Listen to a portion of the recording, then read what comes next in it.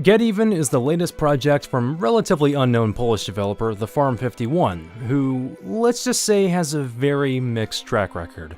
Personally speaking, after playing the demos of their games Deadfall Adventures and Painkiller Hell and Damnation, I wasn't impressed by any means. So when I heard that their latest project had gotten decent reviews for once, I thought I'd check it out. I'll admit, at first I wasn't expecting much, but I'm genuinely surprised just how competent this turned out to be. The game follows Cole Black, an amnesiac who wakes up in front of an asylum with only the memory of his attempted rescue of a girl with a bomb strapped to her chest. After being knocked out by a mysterious man only known as Red, Cole is forced to wear a device named the Pandora, which can read, reconstruct, and explore the memories of whoever is wearing it.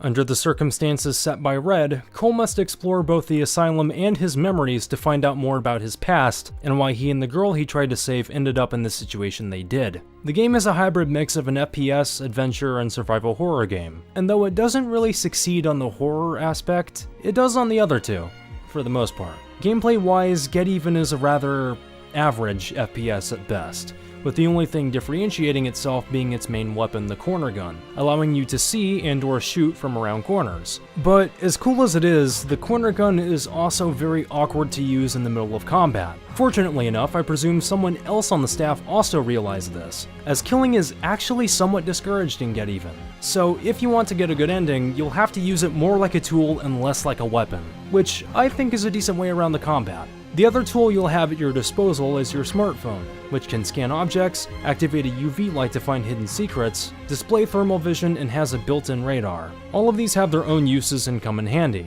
as you navigate, solve puzzles, and look for clues regarding your past.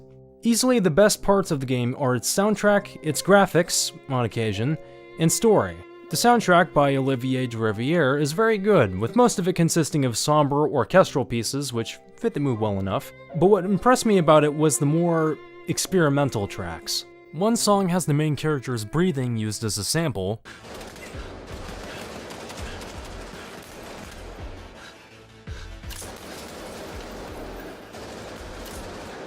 while another samples the horn of a train as well as its wheels clanging against the tracks for percussion, both of which are some of the most creative I've heard this year and make for great intense songs.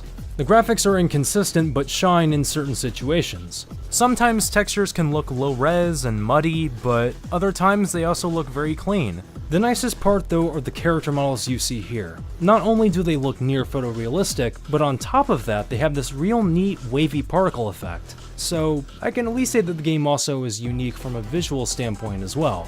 The story, while not being the best thing I've ever heard, still stands out on its own, and keeps you interested from start to finish, dealing with topics like death, deceit, corporate espionage, and the true meaning of justice. Filled with twists and contradictions, it's easy to care more about the story than, well, the actual gameplay.